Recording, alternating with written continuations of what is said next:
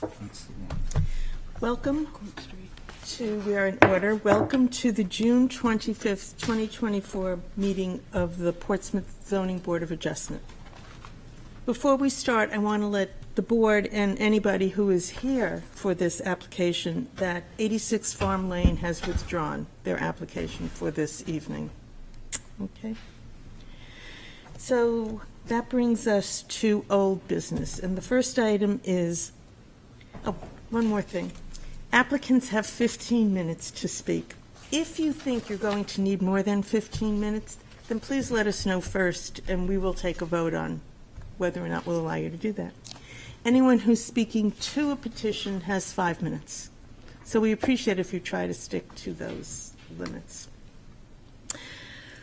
Okay, old business item A, the request of Dottie, and it may be Doty, I'm sorry, I don't know how to pronounce this, CV Family Revocable Trust and JW CV and Dottie CV trustees, owners, for property located at 17 Whidden Street, whereas relief is needed to construct a fence 8 feet high in height within the rear and side yards, which requires relief from the following. 1. Variance from section 10.5212A, allow a 0.5-foot rear yard where 25 feet is required, and B, to allow a 0.5-foot side yard where 10 feet is required. Said property is located on Assessor Map 109, Lot 5, and lies within the general residence and historic districts. Is there anyone to speak to this petition?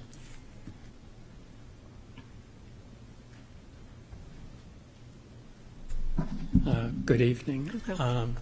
I'm John Seavey, and I'm the property owner and resident of 17 Whidden Street.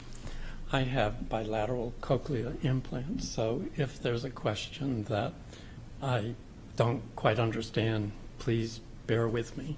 Absolutely. I apologize for missing the last meeting. I missed the notice, and I thought we were probably going to be scheduled for tonight, which, thanks to you, we are. So thank you for the continuation. I also want to thank Stephanie and Jillian for working with us in getting this application through. I'll be very brief in terms of what we're going to be doing. In April, the Wentworth Senior Living removed birch trees and a 156-year-old pine tree, which changed the dynamics in terms of the parking lot. The tree created a triangle preventing people from basically parking on the side of our fence. And in April, after they removed the trees, we've been working with Madison Abbott, who's the new property manager of Wentworth, and they have submitted a letter of support for our friends. What we're asking is a variance to replace our 30-year-old picket fence with an 8-foot tongue and groove fence bordering on the Wentworth parking lot, which is on the back of our property as well as on the side. In order to regain privacy and to reclaim about 3.5 feet because the evergreen has grown over the property line. So the 45 feet in back of our property, 3.5 feet, we've kind of lost all the way. So what we will be doing is basically to cut the lower branches of the hedge, which is on the Wentworth property, which they have already cut on their side, which has kind of removed the privacy that we used to have.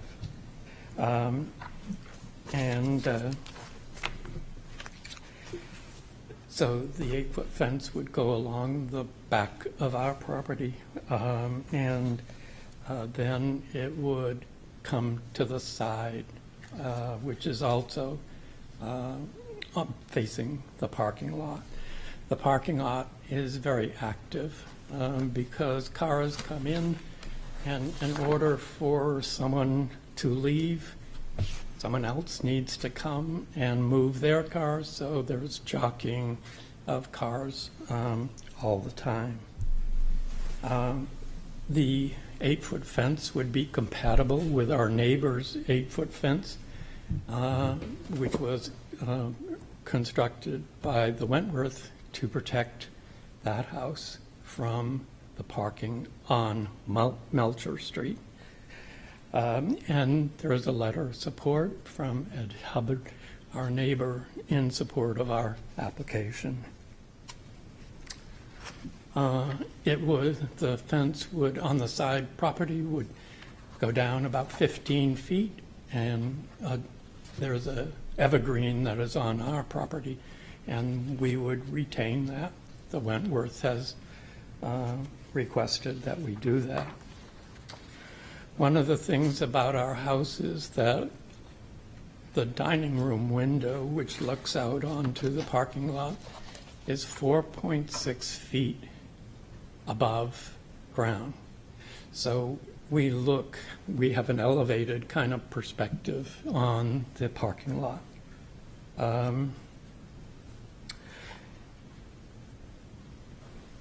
So the Wentworth has indicated that they're also going to be removing 2 sections of fence on the wooden side of the property, which allows people to basically park closer to the fence. Once the tree, the 156-year-old tree, was ground down, there was a car that parked inches from the side of our fence. There have been no objections. All the neighbors are in agreement with our position. And I want to just quickly go over the criteria. So 10.233.21, the variance will not be contrary to public interest. The 8-foot fence does not change any public interest. The Wentworth parking lot remains the same as before. The fence will not look out of proportion from Pleasant Street because there is a slope from Pleasant Street down to the South Mill Pond. So it won't look like an 8-foot fence. The spirit of the audience will be observed. The 8-foot fence will be consistent with our neighbor's 8-foot fence installed years ago by the Wentworth in back of 19 Whidden Street. The fence will not look out of proportion from the Pleasant Street given the slope of the land. Substantial justice will be done. Our house will now have privacy in the backyard. We will regain an extra 3.5 feet of our pocket garden and have easy access to the bulkhead door and gain additional living space. Due to the removal of the large pine tree, cars are now able to park against the side fence. The values of surrounding properties will not be diminished. The recent removal of trees along the Wentworth employees' parking, there is no impact on the value of the Wentworth property. They, again, wrote a letter in support of our position, and they have no objections. The literal enforcement of the provisions of the ordinance would result in unnecessarily hardship. We have lost 3.5 feet of our back pocket garden. Due to the cutting of the lower branches of the Wentworth, we've lost visible privacy. If we merely cut the branches on our side, we lose all privacy. So we're kind of in a catch-22. The removal of the pine tree removes the buffer from cars. Cars can now park inches from our fence. Thank you for your attention, and I'm here to answer any questions you might have. Thank you. Are there questions? You're good? Thanks. Okay. Thank you. Is there anyone in the audience, you may say, is there anyone in the audience who would like to speak in favor of this petition? Anyone to speak in opposition? Anyone to speak to, for, or against? Okay. Then the public hearing is closed, and it is back to us. Mr. Rossi. I'd like to make a motion to approve the variance, the application as presented and advertised. Okay, is there a second? Okay. You are seconded by Mr. Mantle.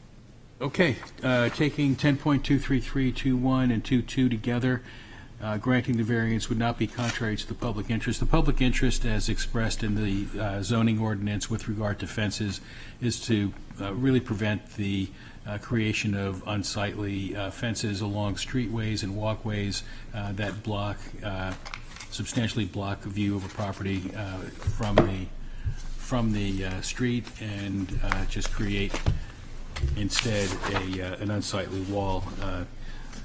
That is not the case in this application because of the location of the fence. It is between the property and a very busy parking lot, and therefore there is really no loss to the public interest with regard to this application. Granting the variance would do substantial justice. That's 10.23323. The homeowner is suffering a very notable loss of privacy, being next to a very busy commercially utilized parking lot that has no effective shielding any longer between the property and the parking lot. And so there's a great deal of value to the homeowner to do this. There's no loss to the adjacent property or the public in creating this fence. Therefore, substantial justice is achieved.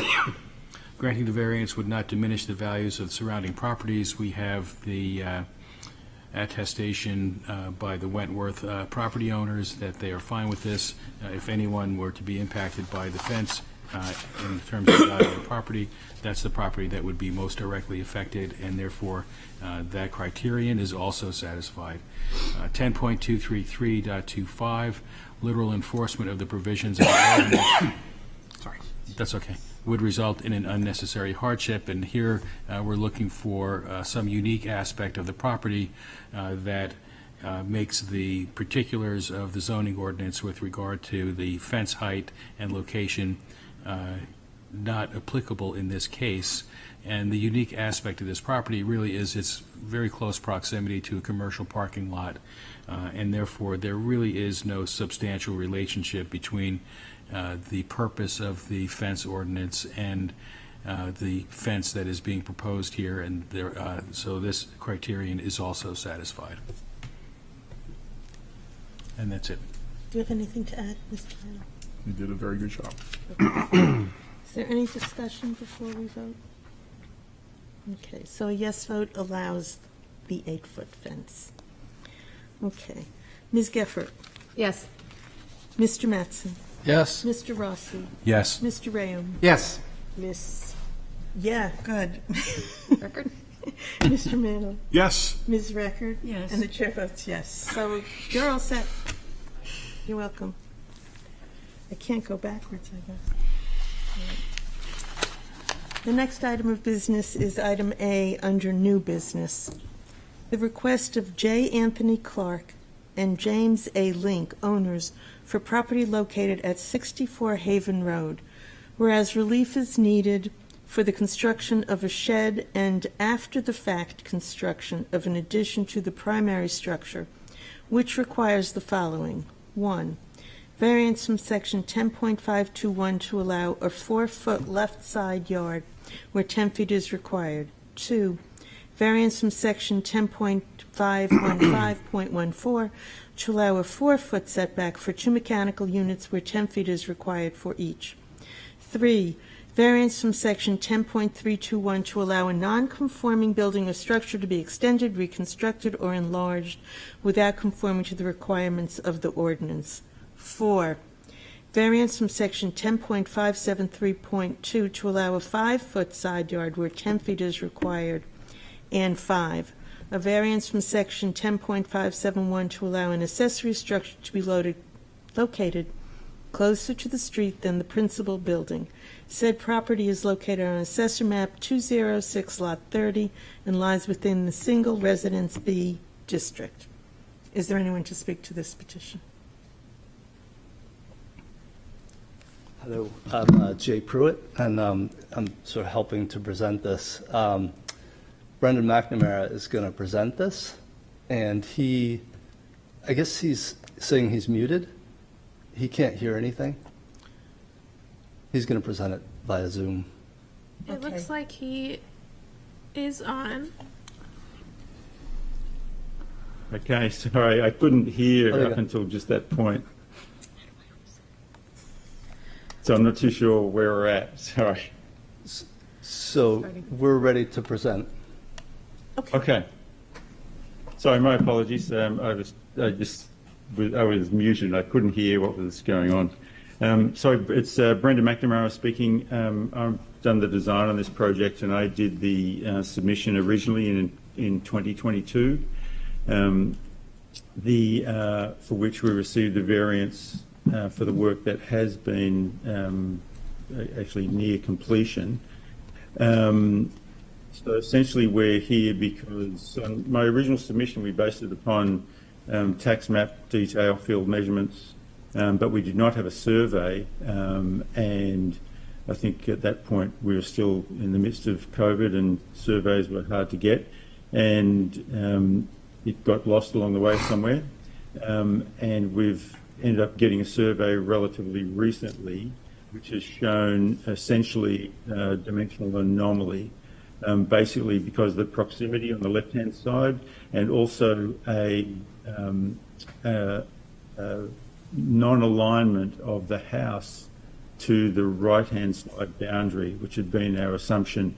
I think what had happened is that the fence, even though the fence is not as old as the house, has been set to the original sense of where the boundary was. So essentially the house is about 8 inches further to the left than we'd originally shown, and also it is slightly rotated anti-clockwise, which means that the proximity to the left-hand side boundary gets worse as you move back. As a result, the left side setback, well, the setbacks that were shown were incorrect by essentially that 8 inches. So the left side setback was indicated on the original application as 3 feet, should have actually been 2.3 feet at the front, with the setback at the front of the original garage at 9.3 feet rather than the 10 feet that had been shown when we got the approval in 2022, and 8.6 feet at the rear because of this askew rather than the 10 foot that was shown. As a result of that, there's on the proposed chimney was indicated to be 5 feet under the proposed and the way it is now, but it actually is 4.3 feet. Therefore, the original application should have stated that the left side setback would be increased from 2.3 feet to 6.8 and 6.1 at the rear. And the reduction of the house area within the setback is improved by this discovery being reduced by 10 square feet rather than the half a square foot as shown.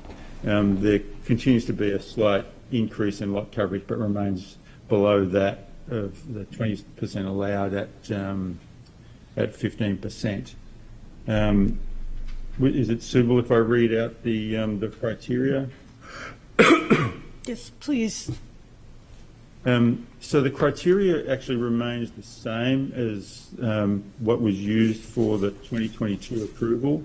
So number one, in public interest, the existing, so when I say existing, I'm saying the existing prior to the work that's been done.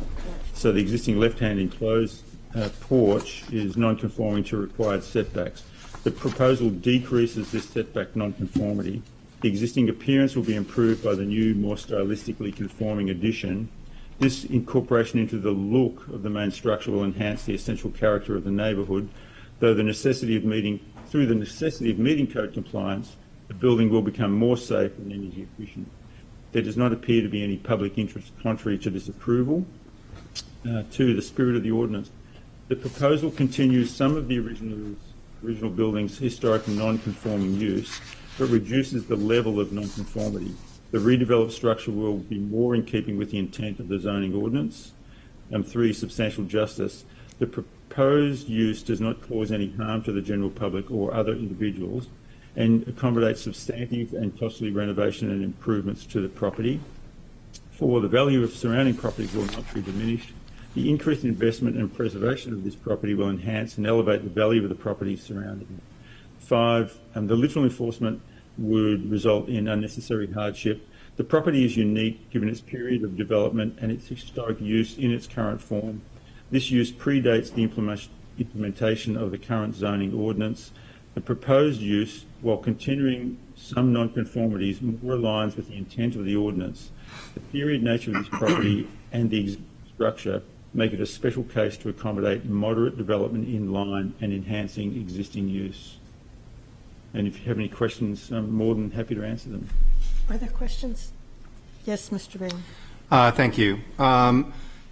My question, I have a couple questions. One is just to validate the discrepancies that you are seeing between the as-built foundation survey and your original plan are exclusively the result of the difference between what you thought was the property line and what was actually the property line. And that is to say that the construction that has been done is in full compliance with the drawings that were previously approved. You did not construct anything differently.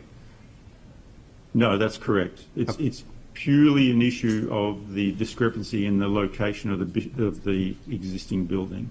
Okay. So there's no change other than the appearance of relativity of how the house sits on the lot.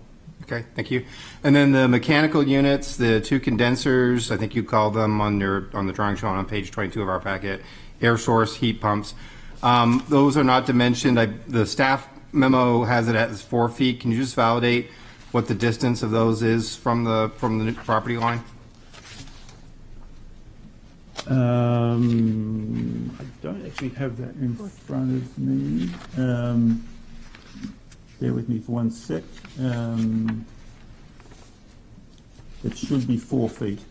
Okay, so they're no further out than the chimney in terms of need for setback. Yes, because that's right. Okay, thank you. And then, so in addition, there's also the request to restore the shed on the property that was previously given a approval back in 2021, but there was no action taken apparently to get a building permit for it.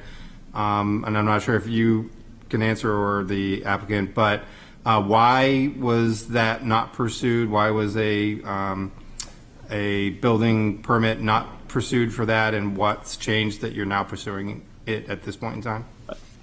I think the issue with that was that when the owner got that original approval, and that predated the concept of doing work on the property, and then once he sort of came to terms that that's what he wanted to do, he delayed that so that it would marry together with the renovation of the house itself, and so that's why it just basically got kicked down the road because of that reason.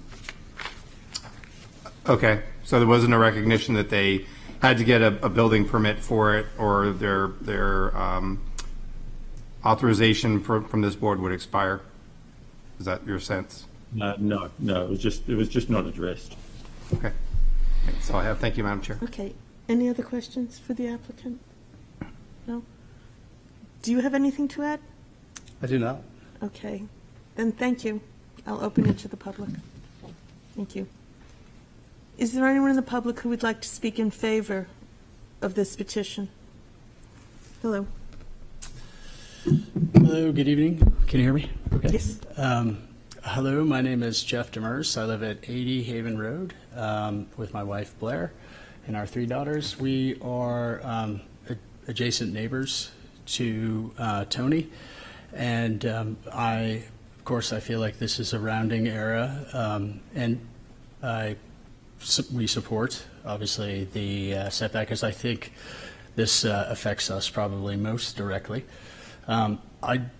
First of all, I just want to thank you all. Just take a few seconds for your time. As a fellow designer, I've been working in architecture and design in the city for the last 20 years and 10 years or 15 before that. So I appreciate all the dedication that you bring to this. I just have one question, and I kind of bum rushed Mr. Pruitt right before this. Is when, and as a designer, I'd like to hear this. A lot of these non-conforming lots, it's just kind of a layout for the zoning board. And because the lot lines and the frontage is so ambiguous, given the ordinances for the SRA, I think we're in, at the zoning board level, why is it not required to have a survey, particularly when the setbacks are the thing that are most challenged? I mean, as well as area and coverage. I don't know the answer to that. I looked, again, I haven't been doing this for a few years, but I looked back in the ordinances in terms of the process and whether or not is required, and I just couldn't find it in time. So again, I'm in favor, again, as adjacent neighbors to Mr. Clark. But I would just pose it to you in respect, when these things occur, and I know there are special exceptions, why maybe it should be mandatory, and I don't know the answer to that. So, Thank you. thank you. Thank you. Do you want to respond? Do you want me to answer that, or do you? You can, well, yes, why don't you take it first? Sure. Just to address that last question, I can speculate on why we don't require it. If you're interested, we can have a conversation offline about that, and we can get into it. But as my answer for as of right now is that it's not one of our requirements, but applicants do move forward with the understanding that if what is built is not to, the dimension that is required, they'll have to come back, which is what it is in this case. Let's have that conversation maybe via email. I'm Stephanie Casella. Feel free to get in touch with me afterwards. Okay, thank you. Anyone else to speak in favor of the petition? Anyone to speak against the petition? Anyone for, or against? Okay. Then the public hearing is closed. And what would you like to do? I would like to make a motion to approve the application as presented and advertised. Is there a second? Okay, Mr. Mantle, this is Mr. Mallon. He seconded you. Okay. Tom's quicker tonight. Let me get my cheat sheet out.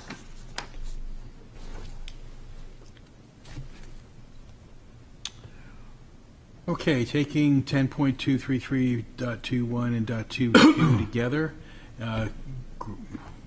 Well, actually, before I do that, let me just make an overarching comment, and that is that in this case, what we're dealing with is a very minor change from an application that we had previously approved that is driven by a updated understanding of the lot lines and the lot setbacks have changed by less than 1 foot in any direction. Therefore, this is quite a minor case for us to consider. And in that context, granting the variance would not be contrary to the public interest, or granting the variance would observe the spirit of the ordinance. And as much as this property had already received, I know we don't like to do it this way. Oops, this disappeared. Here we go. Had received an allowance, a granting of the variance for this construct in the past. There is no loss to the public interest in continuing to honor that variance, even in spite of the small change in lot line clearance. Granting the variance would do substantial justice. In this case, as the situation is today, the property owner has invested substantial funds into constructing the addition as it had been previously approved, and therefore a reversal of that approval or non-approval of this application, I should say, would really have quite a substantial impact on the property owner and would need to be outweighed by a very substantial loss to the public should this project continue. There is no loss to the public for this project continuing, and therefore this criterion is also satisfied. Granting the variance would not diminish the values of the surrounding properties. The most affected abutter has already attested that there is no loss perceived to their property value, and therefore this criterion is, and it makes sense, and therefore this criterion is satisfied.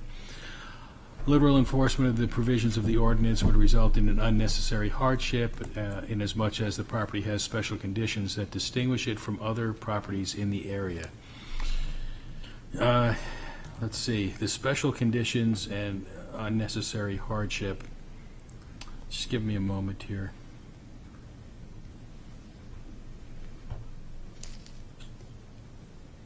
Oops, I'm looking for a certain page. Hold on.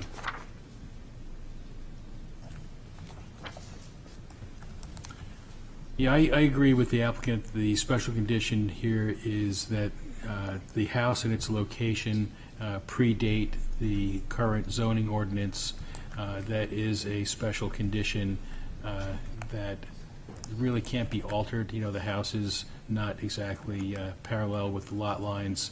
That's just the way it is. And that due to that special condition, this variance is required in order for the property owner to be able to proceed with any addition to the existing structure. So that criterion is also satisfied, and that is the end of my motion. Does the second have anything to add? I'll agree with Mr. Rossi said. The first thing that struck me, while I'm a little hesitant on after-the-fact variances, clearly there was no malice or intent in this. The request for the shed is the same one we approved. That ran out. Given when it ran out and what he was doing with the foundation, I can see where it just slipped. And as Mr. Rossi said, the differences between the original now is a matter of inches. So I fully support the motion. Okay, thank you. Is there any discussion before we vote? Okay, a yes vote allows this to continue. All right. Ms. Geffert? Yes. Mr. Mattson? Yes. Mr. Rossi? Yes. Mr. Rayum? Yes. Mr. Mannel? Yes. Ms. Record? Yes. And the chair votes yes. So you are set. Okay. Thank you. 2 for 2.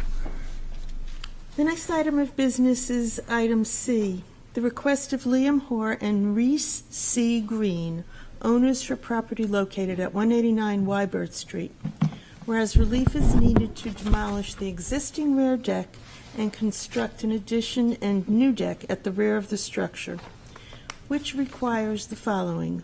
1. Variance from section 10.521 to allow an 8.5-foot right yard where 10 feet is required. 2. Variance from section 10.321 to allow a nonconforming building or structure to be extended, reconstructed, or enlarged without conforming to the requirements of the ordinance. Said property is located on Assessor Map 133, Lot 51, and lies within the General Residence A District. Is there anyone to speak to this? Yes, Chair Eldridge. Good evening, Chair Eldridge, members of the board, Colby Gamester. And I'm here this evening representing Liam Hoare and Reese C. Green, owners of property located at 189 Wybird Street. With me this evening is Ms. Green and Mr. Hoare behind me. Amy Dutton is our architect, and she unfortunately could not make it here this evening. And our surveyor was, or is, Scott Woodrow, who's also not with us. We submitted a complete zoning application, including narrative and many exhibits, and we incorporate by reference all of that material into our hearing this evening. Is that the proposed conditions? Thank you, Steph. So the property is located in the general residence A district. The property contains a 1920s two-story wood frame New Englander home, which has a front porch and a rear deck and no other structures, on an approximately 8,524 square foot lot. The house has approximately 1,174 square feet of building coverage, which is 14% of the lot. The property has 54.5 feet of frontage existing solely on Wybird Street, and there is an existing curb cut but no driveway on site. The property has 3 pre-existing nonconformities. The first is a 54.5-foot frontage where 100 feet is required. The second is a 4-foot 6-inch front yard setback, which is the front porch and stairs, where 15 feet is required. And the third is a 5-foot 2-inch side yard setback, that being the bay window on the southerly side of the property, where 10 feet is required. And the proposal, which is on the screen in front of us, the proposed plans, is to remove the existing rear deck and in its place construct a 588 square foot 2-story addition and a 243 square foot deck and related stairs, as well as a small side porch on the northerly side of the existing structure to service the new driveway. The addition will also have a 2-car garage that will be below grade or at the ground floor, depending on how you're looking at it. The addition will consist of a combined kitchen and living area on the first floor, and the second floor will have expanded bedrooms, bedroom count, office space, things of that nature. The mechanicals that will service the house, like generators and condensers, will be housed underneath the rear deck, which will be possible given the height of the deck.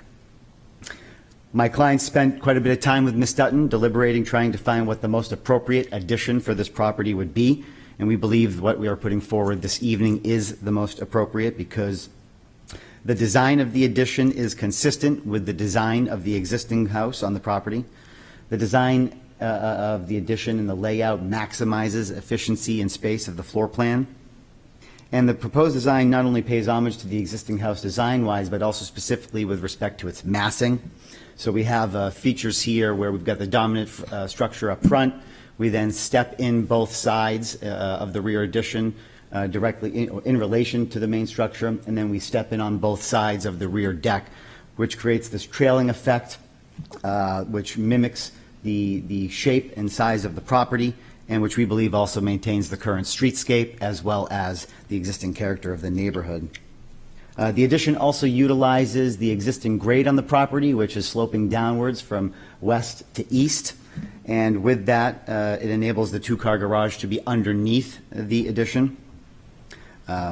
This will not only obviously bring on-street parking off the street, but the off-street parking will be pulled farther away from the street or housed in the garage. My clients mailed, certified, or emailed 13 direct and immediately indirect abutters on Wybird, Union, and Lincoln to seek feedback and support. We have received support from 492 Union, 500 Union, 508 Union, 109 Wybird, which we'll speak more to in a moment, 205, 204, 194, 180 Wybird. We were unable to make contact with the new owners at 175 Wybird and also the owners of 516 Union. And we received a response, but no comments in support or opposition from 168 Wybird. And finally, the owners of 496 Lincoln and 484 Union both expressed concerns related to water and had questions about the trees, and otherwise they did not provide any clear direction of support or opposition on the project. The property is a low point of the neighborhood, and there is standing water during a lot of storm events and saturated ground. And this is standing water on the property and the surrounding properties in the backyard. Basically, my clients are well aware that the addition of a driveway and the addition itself will be increases in impervious surfaces, so they want to be able to mitigate the current water issues and any potential increase or worsening of water issues. They've already engaged their site contractor to determine what can be done on the property and in the backyard to mitigate this. My clients have also confirmed with the Department of Public Works that there are currently tie-ins on Wybird Street at the property, as well as on Union Street at 500 Union, which is the direct abutter to the rear. Currently, my clients would prefer to install a stormwater catch basin in the rear of their yard, as well as a pump to pump it up the lot and into the city's municipal system on Wybird Street. However, if there is any complication with grade or other things we can't foresee right now, they do have the ability and permission to go the opposite direction through 500 Union and then tie into that system on Union Street. And in addition to the work in the backyard, there will be installed a 4-inch perimeter drain around the entire foundation. There'll be trench drains down near the garage, and the gutters will tie in to the system as well. So we believe that this will not only mitigate what's currently there and what could currently increase or worsen, but we think it'll vastly improve the entire situation for the property and the surrounding properties. My clients had the most interaction with the Bergerons, located directly to the right at 199 Wybird. And as a result of those conversations, the window schedule has changed on the design. The mechanicals, as previously noted, will be housed underneath the deck, and my clients will be paying specific attention to the area in between the southerly portion of the proposed addition and the retaining wall of 199 Wybird. And basically, the goal is to not make anything worse and to make things better when backfilling and whatnot. Ms. Dutton had uploaded an updated set of plans. I don't know if that got forwarded to the board last week. I don't believe they did. I was unaware that I she... do have paper copies if the board wants to review them. I mean, the most important thing we want to get out is that is this representation that the window schedule is being changed so that it's part of our representations and the hopeful grant of approval. It doesn't change anything with the variance relief requested or the criteria we'll speak to, but again, if you mind. You may. Yes, of course. Yeah. Well,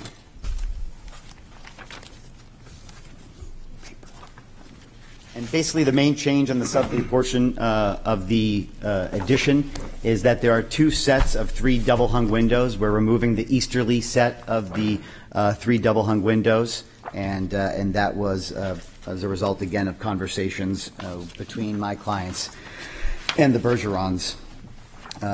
As for the trees around the property, we have received some comments about the trees. My clients really haven't reached the stage of landscape design, but they do know that they will be engaging a professional, and they will assess the entire situation and generally to improve the overall status of the trees in the backyard. At this time, there is no plan nor intent to have a wholesale removal of the trees. But exactly, pinning down what specifically will be done, my clients just are not there yet. Basically, what that leaves us with right now is, and with respect to the trees, with whatever goes on in the rear yard for stormwater mitigation, we've already instructed the site contractor that we want to mitigate and lessen to any extent any damage to the root systems of existing trees and whatnot. Again, the specific details of where the stormwater drain is going to run is unknown. We're just happy that we know we have 2 avenues to travel. So we are left needing relief from section 10.521 to allow a side yard setback of 8 feet 6 inches for the rear addition where 5 foot 2 inches currently exists and 10 feet is required. And we also require relief from 10.321 to allow non-conforming building to be extended or enlarged. In speaking to the criteria, granting the variances will not be contrary to the public interest and will observe the spirit of the ordinance. This proposal is not altering the essential character of the neighborhood nor the streetscape, and we believe we are maintaining and preserving that character. This design was specifically chosen to maintain that streetscape. And the addition of the garage and location of it will pull vehicles off the street and onto the property. The location of the addition will only be visible from certain abutters and also from certain angles of passing by vehicular and pedestrian traffic. As we know, the purpose of setbacks and similar standards is to create uniform lots and uniform building envelopes to prevent overcrowding And in this instance, the proposal does not overcrowd nor negatively affect the abutters' lights, air, or space. Now, we believe substantial justice will be done by granting the variance relief. And to this point, the loss to my clients, if the variance relief sought is denied, would basically force them to either change its design plan and lose out on the valuable living area, which maximizes space and efficiency, or entertain other types of additions that would be inconsistent with the style of the existing house and would disrupt the streetscape and the character of the neighborhood. The values of the surrounding properties will not be diminished by granting the relief. We don't believe there are any negative effects to surrounding property values. My clients are improving the house in an architecturally pleasing and appropriate manner with respect to design and massing. The proposal takes into consideration the surrounding properties. The proposal creates off-street parking and the stormwater, which could be worsened by the addition of the impervious surface, but we believe will not only be addressed, but will vastly improve the situation back there. Literal enforcement of the provisions of the ordinance would result in an unnecessary hardship. We do believe there are special conditions distinguishing this property. The property sits at the bottom of the hill at the base of Wybird Street. It's graded from west to east, and which creates a low point of the surrounding neighborhood in the rear yard. As discussed more in the narrative, had zoning regulations been in place when this lot was created and the house was constructed, it's likely that there would have been a building envelope the builder could have abided by, and if that building envelope was there, it is more likely than not that this proposed addition would actually be inside today's zoning ordinance dimensional standards. The existing features of the house already create a 5-foot 2-inch setback with the bay window, and we are staying well within that. And finally, it's really the style of the house that's driving this application, that's driving, wanting to pay homage to that dominant structure, because any other design would either not be practical or it would segregate the property and potentially alter the character of the neighborhood. And then there is no fair and substantial relationship between the general purposes of the ordinance and the specific application to this property. As we just noted, the recording of the plan in 1890, the construction of the house in 1920, there were no regulations back then. This predates all of zoning in Portsmouth. The property has maintained its original structure to the best of our knowledge, and certainly its original perimeter since its creation. The house, the purpose of the regulations and the dimensional standards, again, create uniform lots, uniform building envelopes, and prevent overcrowding. If construction on anything on or near the southerly side of the property would run afoul of this setback, we believe that what we've proposed tonight is a house and property that is consistent, or in addition rather to the house, which is consistent with the zoning objectives. And ultimately, we believe that strictly applying the current zoning standards to this property created and constructed prior to any regulation would be impractical in relation to the requested relief. Finally, the proposed use is reasonable. It's currently a single-family home. The addition is just going to simply expand that single-family use. And with that, we are looking for a favorable vote on 10.521 for the side yard setback and 10.321. We're happy to entertain any questions. Are there questions? Yes, Mr. Ram. Thank you, Madam Chair. So, and I understand that your architect is not here. This is a pretty substantially sized addition. I would say it's pretty close to the same size as the current house. What is, and I do recognize that the architect has, your client's architect has slightly moved the walls in, but I'm just wondering, do you know through any discussions what the driving factor was for requiring this width for the Well, it was the first question I had of Ms. Dutton when we met together, so I can speak to this.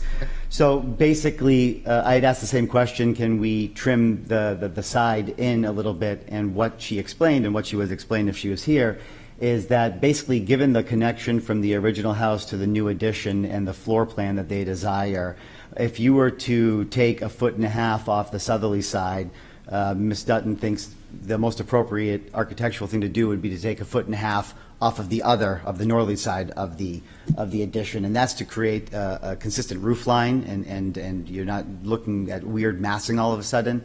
And by removing that 3 or so feet, you're significantly changing the floor plan, but you're also running threatening the two-car garage and whether that would actually be able to comfortably hold a car and then walk around distance in the front and the back. Okay. Yeah, I saw the garage, I think, is probably as much of anything as a driving factor for that.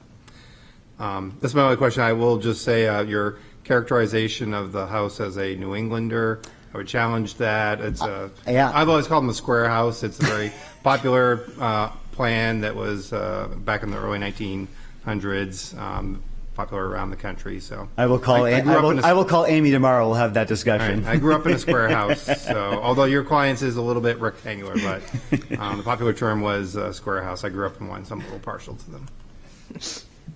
Thank you. Yes, Mr. Rossi. I'm interested in your interpretation of the essential character of the neighborhood and why you think this particular project is consistent with that character. Well, I think on its face, the fact that because I personally sometimes equate essential character of the neighborhood and the streetscape as well. So the essential character of the neighborhood is a single-family neighborhood. We have a single-family residence. We're maintaining a single-family residence. The enlargement of the structure, again, can't be seen from the street, from passing by vehicular traffic or pedestrian traffic. And again, any other type of addition would have to all of a sudden become more of an L-shaped, and that's what I referred to with other types of designs.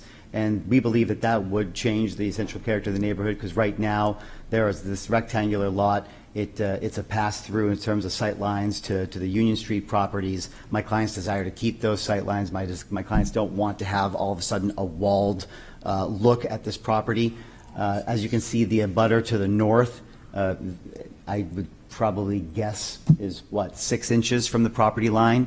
And if we take those two structures together with a different type of addition, that being the L shape, it's all of a sudden going to look very crowded and closed in there. Thank you. Any other questions? Okay, thank you, Attorney Gamester. Thank you. Is there anyone in the public who would like to speak in favor of this proposal? Is there anyone in the public who would like to speak in opposition? Is there anyone who would like to speak to, for, or against? Okay, public hearing is closed. Thank you. Yes, Mr. Vam. Madam Chair, I would move to approve the applicant's request as presented and advertised. Okay, does Mr. Ram have a second? I'll second. Thank you, Mr. Rossi. Mr. Hudson. Oh, my gosh. Can I? Hot out tonight. Should we take our break now? Yes. So this is a pretty substantial addition to this this existing property. Well, I guess sadly, first of all, as Portsmouth residents are probably just happy that the applicant's not just simply tearing down what's there and building something entirely new. So we are respecting certainly some of the characteristics of the neighborhood in that sense of maintaining the front of the existing home, reusing it, so continuing to maintain the street facade. They are looking on adding on a pretty substantial addition to the home, but that said, they still are well below the maximum allowable lot coverage for this lot. This is actually quite a sizable lot. It's not really part of our approval or disapproval of this, but it is encouraging that the applicant has worked diligently with the abutters, trying to incorporate their comments and concerns, and also appear to be working diligently towards resolving any concerns about water issues, although that was not directly brought up by the abutters, but is a potential concern. Could be pricey to fix, so certainly appreciate the applicant's willingness to go and take that on. With regards to our criteria, realistically, what the applicant is asking for relief is relatively minor. Admittedly, it's over a fairly long distance, but it is pretty. I do think there's a good argument here that says, the roof pitch lines, doing something odd with it. You want to try and keep something symmetrical to the back of the home, and also the real driver, I think, here is the desire for the garage below surface, which I think has some advantages for the neighborhood and certainly for the applicant. And They do have the room on this, particularly, somewhat wider than some of the other lots in the neighborhood, and where the home is currently placed, it gives them the opportunity to do that. So granting the variance would not be contrary to the public interest, and would observe the spirit of the ordinance. I think the applicant has made a good argument that overall, the relief that's being asked for here is relatively minor, is consistent with other homes in the neighborhood. We do see lots of other cases of homes where they were originally built or have had additions that bring them somewhat closer to the property lines than what our modern requirement is for this particular zone. That the original home does in fact predate the zoning, was probably likely would have been mostly in compliance with it once zoning was introduced several years after the home was built. So I don't see anything here that will change the essential characteristics. The applicant has made a good argument as well that all the new construction will be to the back end of the home, will not really be widely visible to the streetscape, and because of the nature of the way that they've tried to plan it, what is visible and will seem comfortable with the other homes in the neighborhood. Granting the variance to do substantial justice, this is our balance test. Again, what is there for benefit to the general public of enforcing the additional 1.5 feet of setback that would outweigh what the applicant is seeing for benefits in terms of the garage, in terms of a floor layout on the back of this new addition, and there really is nothing that would outweigh that benefit to the applicant here. Granting the variance would not diminish the values of surrounding properties. Again, relatively minor encroachment, a tastefully designed addition, all of those things in addition to the applicant's desire to be a good steward of the property and to the neighborhood, all weigh in favor that property values would not be negatively affected. And then unique characteristics of this property that says the zoning should not be strictly applied to it. I think, again, the applicant has indicated how the original home predates zoning, is configured in such a way that it is slid to one side of the lot, that the logical extension, any logical building extension to it, would in fact probably require some level of relief, and the relief that's being requested is a reasonable one. It is a relatively small relief and is consistent overall with the characteristics of the neighborhood, and being a continuation of a single-family home use by extending onto an existing home, and continuing the streetscape that's been there for many, many years. So with that, I recommend approval. Does the second have anything to add? Yeah, I'll just add that for me, a big thing is that this addition will be further from the side yard than the existing home, and that helps maintain the light, air, and privacy.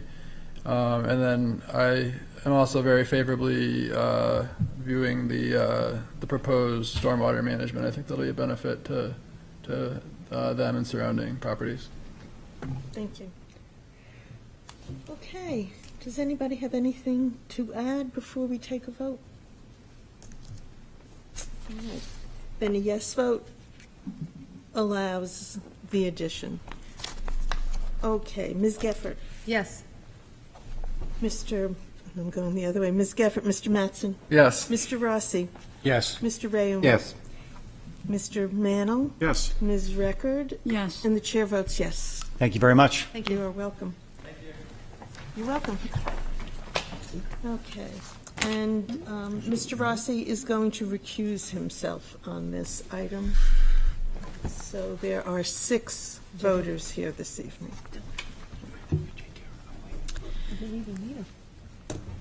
I'll see you outside.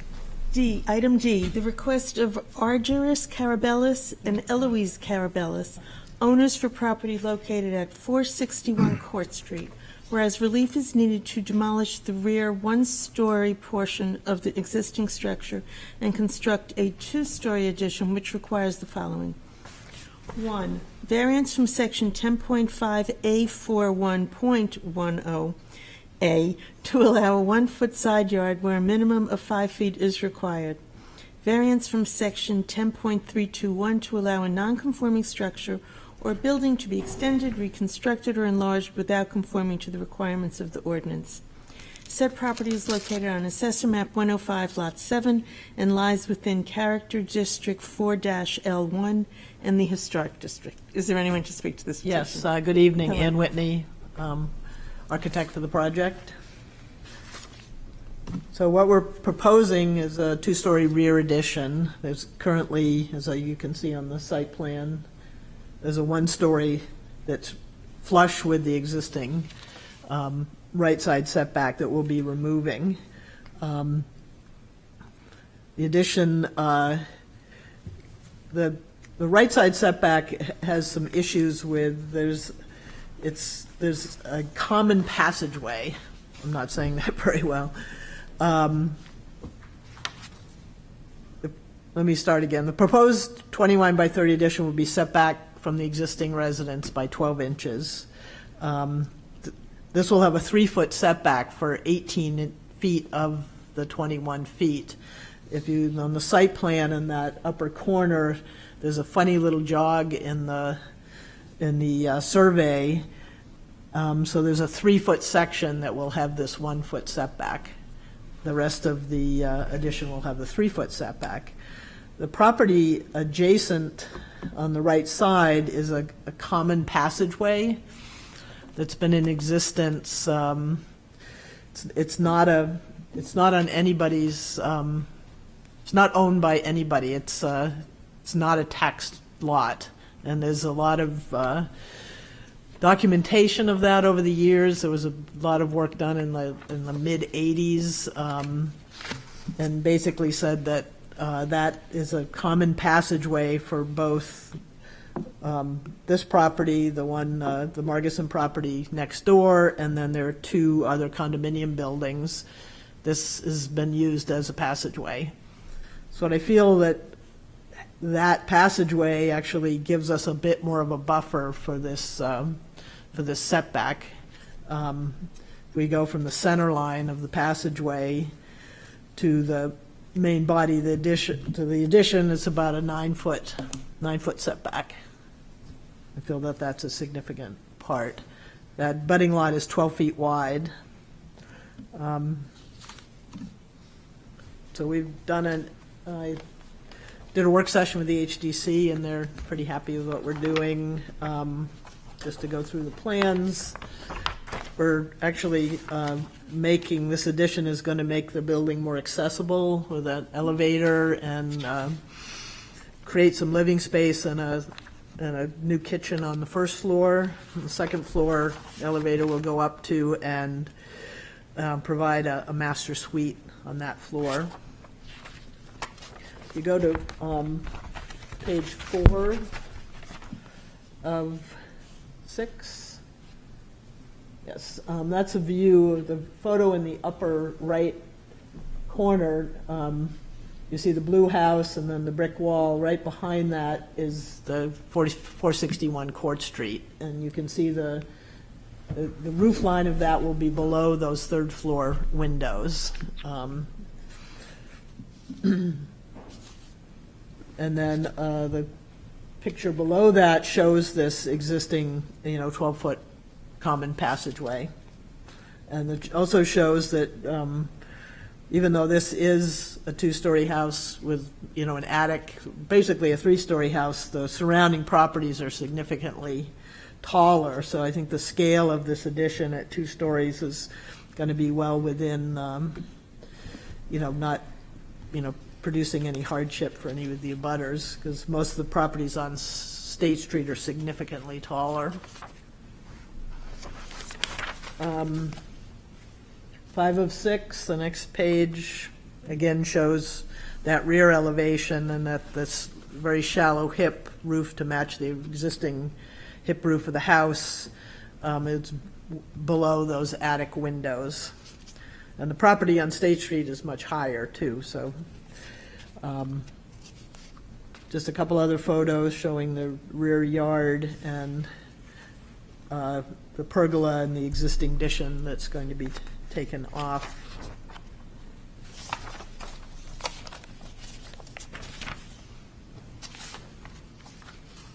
The last page, 6 of 6, shows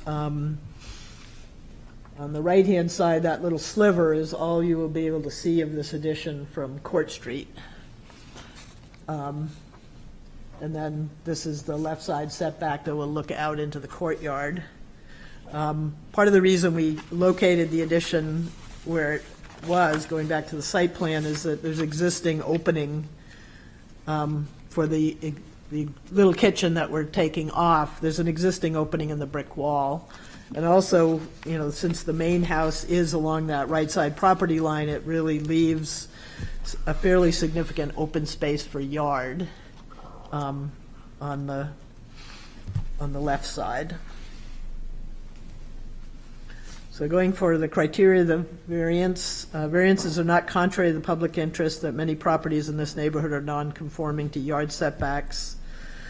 A small portion of the addition is seen from Court Street, and the view from the corner of Marcy and State Street shows the two-story addition will be below the existing and surrounding 2-, 3-, and 4-story roof lines.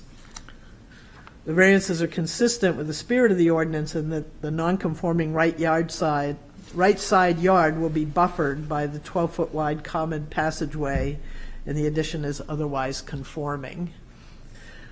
Substantial justice will be done as the variances will allow the needed expansion of the living space for accessibility without impacting the property to the right. The benefit to the owners outweighs any impact to that right side abutter. These variances will not diminish the value of surrounding properties. The addition's not really seen, minimally seen from Court and Marcy, and the surrounding properties are stepped back a bit, and they're very close to the property line sideways, and they have decks that run right to the edge of the property line. So I think it's consistent with the build-out that's happened in that neighborhood. The special condition of this property is the existing residence is just 2 feet from the right side property line. The proposed location of the addition allows for minimal renovations to the existing brick residence and maximizes open space between the addition and left property line. Are there any questions? Are there questions? Yes, Mr. Rams. Thank you, Madam Chair. So, I'm looking at page 102, so that's really your plan, which is kind of at the essence of your request here. So that jog that's occurring at the very back end, that jog is really in the common passageway, so the common passageway becomes a couple feet wider for that last little Yes, section of it does. Yep. Okay.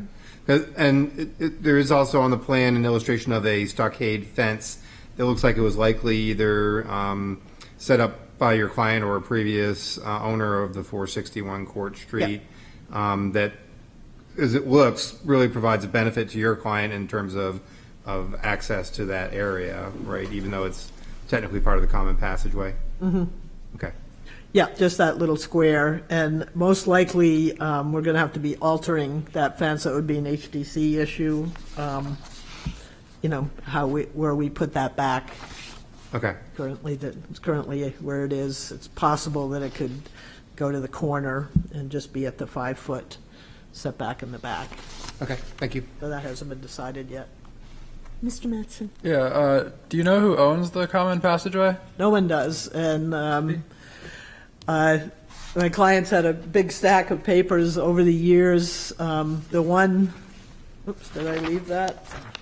There was one letter from 1987 where one of the State Street abutters were trying to see if they could establish ownership of that. And basically, the history is really complicated, and it goes back to the 1800s. Deeds of being taxed a paper street. And when I first looked at this, and the reason I didn't think, I thought it would actually almost be a secondary front yard, but it's not a named street, it's just a common passageway that provides access. Everybody has access to it, all the abutters. Okay. Other questions? Yep. No, I guess not. Thank you. Yeah. Did you have a question? No. Oh, no. No, there are no other questions. Oh, okay, great. Thank you. Okay, is there anyone in the public who would like to speak in favor of this petition? Is there anyone in the public who would like to speak in opposition?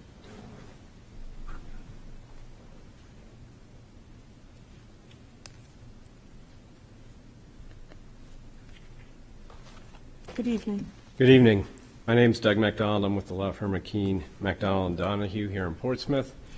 I represent Russell and Sprague LLC. They own property at 46 State Street, which is a direct abutter to the rear of 461 Court. Here to speak in opposition due to my client's concerns principally with the scale and sizing of the expansion of this non-conforming use. I did attach to my letter a few photos of what it looks like from their house, their inside windows, which are a kitchen and bedroom, as well as the deck. They have a deck. Their house is set back a little bit from the fence line. They have a small yard, and that's important outdoor living space for them. And some of the concerns they have with respect to the massing of this proposed addition is not only will it bring the building 21 feet closer to their property, it will also, it would seem, remove some of the older established trees that provide important screening, particularly when outdoor living space is at a premium, spring through fall. So, you know, with respect to privacy, air, light flow, they have concerns regarding the size of this expansion. So, to that end, they feel like, as far as meeting the criteria, public interest, the spirit of the ordinance are not met. The letter is not clearly met, but the spirit's not met. And when you're expanding a non-conforming use in the historic district, you also have some different provisions of the zoning ordinance to take a look at.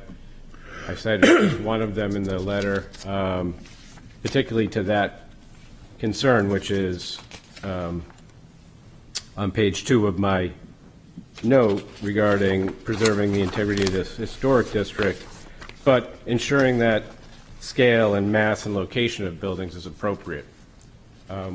We feel the scale and mass and location, frankly, of this is not the most appropriate, nor a reasonable use of the rear space. It consumes almost the entire backyard that currently exists, and it affects, again, the screening principally.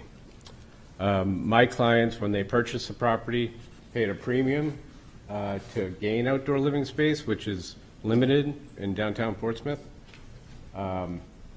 And I have a letter that I included with my letter from Jim Giampa of Carey and Giampa, which indicates that he believes, in his opinion, after years of experience, that this project, if approved, would have an adverse effect on my client's property value.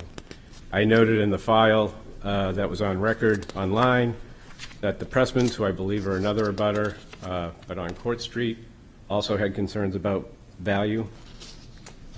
And I think that concern is real.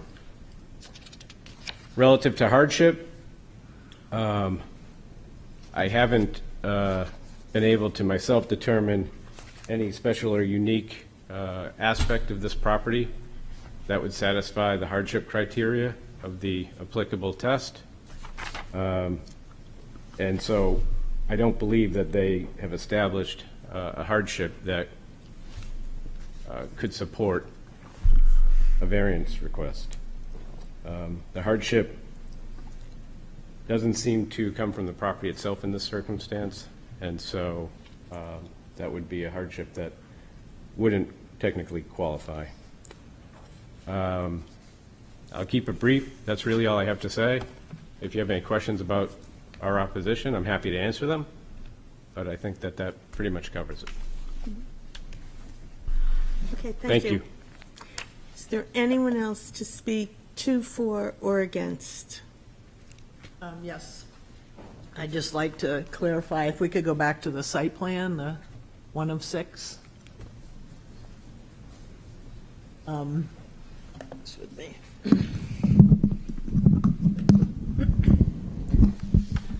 And just a reminder, at this point, you have 5 minutes. Okay, that's fine, I won't be that long. This right here is the property Don't that... touch. I'm not touching it. Okay. This right here is the property that he's representing, and we are conforming as to the rear setback, and we're conforming to building coverages. And the only variance we're requesting, other than expansion of a non-conforming structure, is that right side property line. So we are conforming to the 5-foot rear setback, and it's only one point that is at that 5 feet. And if we shifted the building over to 5 feet, then we wouldn't be before you because we'd be meeting all the criteria. So I just wanted to clarify the location of that property and the fact that we are conforming in other aspects other than the right side property line. Okay, thank you. Anyone else to speak to, for, or against? Hi, Eloise Carabellis, the owner, with my husband Jerry, of 461 Court Street. We've been on 461 Court Street since 1989. I have seen firewalls go up, and all of these houses around me block out my sky, block out my sun. This gentleman is making a lot of assumptions. We have a new neighbor behind us. I don't know his name. I have never met him. I've never seen him. And I'm under the assumption he does not live in the house full-time. They have a very large deck that was built in the 90s. I never saw a variance for the deck. It practically touches my fence. Other assumptions that are being made. The trees are on my property.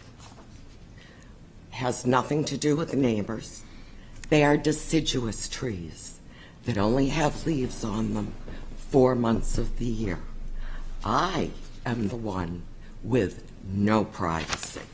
I look like the Benjamin Franklin Historical House in a neighborhood of McMansions that have gone on around me. We very much are interested in maintaining the character of this house because when we moved into the historic district, we felt privileged to be caretakers of a 200-year-old federal home that we want to maintain the integrity. Now, this gentleman has mentioned no hardship, but he hasn't come to ask us the question. The reason why we're doing this addition is because of my husband's health.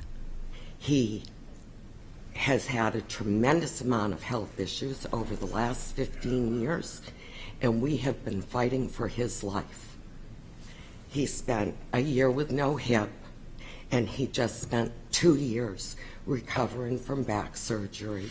He has Parkinson's disease and RA. We would like to stay in this house that we purchased as a family home, and we will not be able to stay in this house because of the staircases unless we are able to put in an elevator. So, sir, that is our hardship. Thank you. Thank you. Thank you. Anyone else to, for, or against? Okay, then the public hearing is closed. Thank you all. Okay. Yes, Mr. Brown. Madam Chair, I move to approve the applicant's request as presented and advertised. Okay, is there a second? Second, yeah. Yes, thank you. Okay, so, and I appreciate the applicant's concern and the reason for building the property, but really what's before this board is solely the question of can the applicant build in 2 feet closer to the, we'll call the common passageway for the vast majority of the length, and then there would be a little tiny bump in where they would have to go 4 feet back and create a little tiny jog. Otherwise than that, everything else that they are proposing to construct here as the applicant's representative has pointed out, is fully in compliance with the zoning ordinance and the zoning requirements of, associated with this particular parcel and the zone that it's in.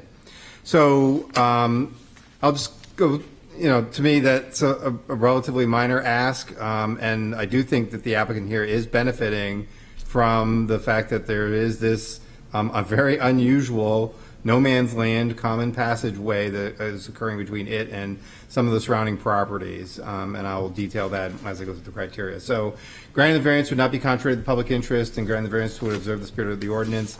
Again, these are our two tests that we have to determine is what's being planned here completely out of character with the neighborhood and the general characteristics of it. This is an addition on the back end of the house. It's going to be largely unseen by the vast majority of the public. And again, we're talking really about just a very small portion of the addition and its impact on the surrounding properties is all that we're concerned with here. And in that sense, it is consistent. It's basically continuing on with an existing structure line. It actually moves in slightly, as we saw with the last application. It's probably slightly more relief than what the principal structure that goes back a couple centuries is relative to the property line. And really, in terms of that, there's nothing that's being asked for here that would look unusual in the neighborhood, would alter those characteristics, and is in keeping with what we try and do with light and air, especially with respect to the fact that there is this common passageway. Granting the variance would do substantial justice. Again, this is the balancing test of this applicant's need or desire for, again, creating that, couple foot wide strip for the most part on their addition versus what the general public would have for potential concerns with that. And there's really nothing here. Again, it's an addition at the very back end. It's a modest request that is just adding a small amount of additional overall size to the addition. And there's really nothing that the general public would have for an objection to it. Granting the variance would not diminish the values of surrounding properties. I know that there's been some indication here that this would, but again, in specific reference to what is being asked for relief here, not with regards to the entire addition, which the applicant does have by right to be able to do, but with this specific portion, there's nothing where this being slightly closer to this common passageway would negatively affect those property values. And then lastly, what we call the hardship criteria, it really is what are the unique characteristics of this property in this particular application that separate it and say, you know what, those requirements that we have, you've got some unique situations here that say that we should apply the variance or the zoning requirements somewhat differently. And I think the biggest factor in my mind is this gravel crushed stone common passageway. As the applicant has pointed out, really the whole area that is affected is this common passageway. It really does give the sense in terms of what our ordinance is trying to accomplish that they are still being respectful of it. The little jog is even more confusing. I'm not sure why you would ever create that. Maybe it was enough room to turn a carriage around back in the 1800s. I don't know. But, really it's what's creating the tight spot here at the very back end of the addition. The applicant has an existing fence that is essentially, been a common understanding for some period of time that they make use of this. So again, that further reduces the fact that, yeah, technically there's a little jog in the back end of the common passageway, but the applicant's imposition on that passageway is not significant, and it really gives it a unique set of characteristics relative to other properties that says we should not strictly apply the zoning ordinance in this case. And then it is a reasonable use. It is continuing of an expansion of an existing single-family residential use. And again, with a very minor impact relative to what's being asked for in terms of relief. So therefore, I recommend approval. Okay. Does the second have anything to add? Yeah, just to reiterate that this is a single-family home in a very dense downtown neighborhood, backing up to properties with buildings that are taller than it and attached on the sides, so with no setbacks. And this is just a small addition to this single-family home. And the only actual relief being asked for. It doesn't have to do with coverage or the rear yard. It's just this right yard setback that has this very unique situation with this undevelopable, unclaimed property that essentially adds an even larger side yard to it. Thank you. Okay. Yes. I just wanted to ask one thing of the. Sure, Ms. Cuthbert. So we have a letter from a Realtor in town that says that in the Realtor's opinion, and I'm going to quote, the relief requested by the applicant will diminish the value of the surrounding homes and properties, and based on my experience, I believe the project will significantly diminish the values of the surrounding properties. And that's the one thing we have in evidence about value. I would like to just say, in terms of our deliberations, that while we have some information, I don't think it is very particular. It doesn't give us appraised values. And while I think we are acknowledging that we've received it, it is not, it doesn't rise to the level of specificity that I think we'd have to really take cognizance of under the zoning law. So I just want to say, for the record, I read it, I've looked at everything, I totally concur with your observations, but I want to say that while this is helpful, it is not determinative in terms of value, in my opinion. Miss, do you have something to add? Yeah, Yes. and I will tack on to ML's comments in that when we've had abutters or applicants, use the, diminishing the surrounding properties argument, where it's been successful, the abutters have gone out and gotten certified appraisals and multiple things to justify, to validate their claim. Here we have none of it, except a letter from a real estate agent, which, it's nice to have, but there's nothing else with it, as ML said. It doesn't rise to the level. And I agree with everything that's been said prior. I would just want to add that what it actually says is, does it diminish the value of surrounding properties, not one house next door. Agreed. So I do think that's somewhat of a different view of the issue, for me at least. I just want, And yeah. you're right, we don't have the specifics as well as this. Is there further discussion? No. Okay, then a yes allows the addition. Ms. Geffert? Yes? Mr. Mattson? Yes. Mr. Rayam? Yes. Mr. Mantle? Yes. Ms. Record? Yes. And the chair votes yes. Thank you very much. Thank you. Thank you. Okay. The last item of business this evening is the request of Tyler and Susan Moore, owners, for a property located at 26 Harding Road, whereas relief is needed to construct a shed at the rear of the property, which requires the following. 1, variance from section 10.521 to allow 29% building coverage where 20% is the maximum permitted. Said property is located on Assessor Map 247, Lot 16, and lies within the Single Residence B District. Is there anyone to speak to this petition?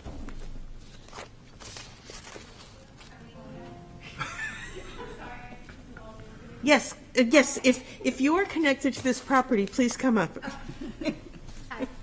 Hi. I'm Susan Moore. I own the property. And sorry, could you state your address for the Yes, record? I'm sorry, 26 Harding Road. Okay, thank you. This is my first time doing this. Relax. So I guess I want to put a 8x12 shed in the back corner of my property. It abuts woods that's owned by one man who owns like 100 acres behind our house.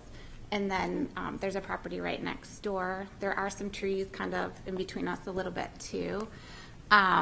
We just want the shed to put all our lawn stuff. We have a generator, we have a snow blower, a lawnmower, we have a small garage, and it's pretty much packed. I have 3 boys, and they do a lot of outdoor stuff, so we have surfboards and bikes and all of that in our garage.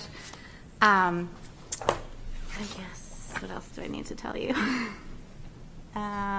So it will be 5 feet from the woods and 5 feet from the property.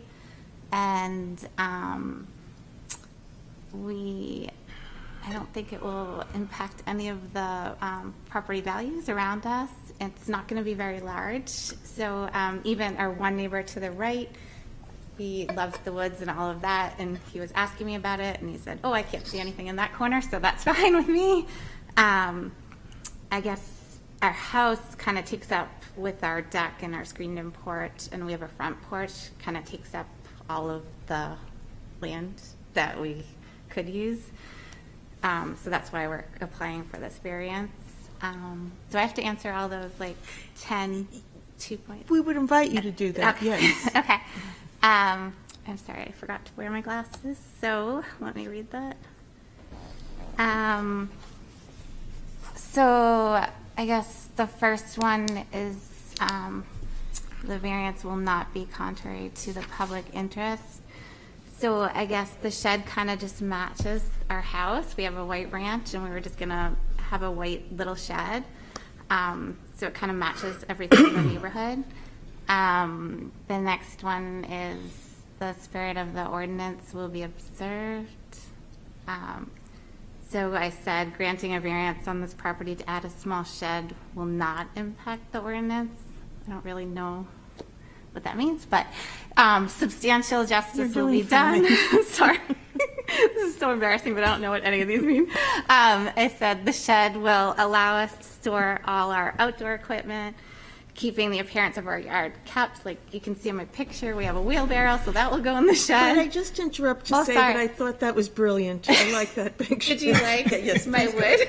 So that's the outline of the shed, and that's one thing that will go in it. That's not in anything right now. It's outside in the yard, so that will look a little nicer over there. And we have wood piles over there for our wood stove. So then the next one is the values of the surrounding properties will not be diminished. So like I said, there's neighbors on one side, and I think it will look a lot nicer over there because we have a wood pile and like we have the wheelbarrow. So it'll be like all inside and kind of kept a little bit nicer. And then the owner of the woods, his house is like way in, so he wouldn't even see it. And then the last one, the hardship one, I just said it's kind of a necessity as we need a little bit more storage. And like for our generator, our outdoor lawn equipment, I really don't like having that all in the garage so close to our house with the gasoline and all of that. I just think it would be nicer to have more space in our garage to actually move around and work on things. My kids like to work on their bikes, and right now they only have like this little pathway to do that. So I think You're good. Okay, sorry. We'll put you in. Thank you. I'm sorry. Thank you. No, don't be sorry. Does anybody have questions? No. Thank you. Thank you. You can. Thank you so much. You can go breathe. And she's gone. Would someone like to Wait for the make a approval. motion? Should we recognize the public hearing? Oh, I'm Public so hearing? sorry. Is there anyone in the public who would like to speak in favor of this? You want to come? Is there anyone who would speak in opposition? Anyone to speak to, for, or against? The public hearing is closed. There we go. Motion? I'll do it, yeah. Good, good, good. Deserve the honor. Yes. I would like to make a motion to grant a variance. Just gonna, always As helps me presented. to have my, as presented, on the application as presented. And if I may, we'll just go through the criteria. The specific variance is really, Let's with just see if you get a second. Oh, sorry. Sorry. Yes. A second? Yes. Thank you. Mr. Sorry, Mayor I heard has him mumble. I seconded. didn't hear what. The variance, just to be clear, is building coverage on the lot. We're not talking other variances, so it's de minimis. Granting the variance, yes, 1%. Granting the variance would not be contrary to the public interest, as the applicant has demonstrated. This will remove lawn matter from the lawn and put it in a shed and help the public generally. Granting the variance would 10.233.22, granting the variance would observe the spirit of the ordinance. The spirit of the ordinance is not significantly violated by a 1% coverage difference, particularly here where the property backs up onto woods. Granting the variance would do substantial justice. The applicant, I think, has made a reasonable case for why having a shed on this property is going to help the applicant, and there is no indication that it is harming anybody else. And further to that, 10.233.24, granting the variance would not diminish the values of the surrounding properties. There's no evidence that it would at all have any impact on surrounding properties. And finally, 10.233.25, literal enforcement of the provisions of the ordinance would result in an unnecessary hardship. Here, effectively, the property is backing, it's special because it's backing up onto undeveloped woods. And because of that, literal enforcement of the ordinance to preserve a lot coverage ratio that is only minimally affected by this shed just seems unnecessary. It would work an unnecessary hardship on this property owner. And because of those special conditions, a fair and substantial relationship doesn't exist between the general public purpose of the ordinance, and particularly its coverage ratio requirements, and the specific application of that provision to this property. Thank you. Does the second have anything to add? I agree with what you said. It's an undersized lot in the GRB, so the building cover percentage is a little sketchy for me. And that's why I second the motion. Thank you. Okay, thank you. Any discussion? Then let's vote. Ms. Geffert? Yes. Mr. Mattson? Yes. Mr. Rayam? Yes. Mr. Mantle? Yes. Ms. Record? Yes. And the chair votes yes. You have your shed. Thank you. You still have to go buy Substantial it. justice was done. Madam Chairman, Yes. motion to adjourn? Second for a motion to Second. adjourn? Thank you. We're adjourned. The meeting's... Aye. You're ready to shoot me. Are we, everyone in favor? Aye. Opposed? We're adjourned. There you go.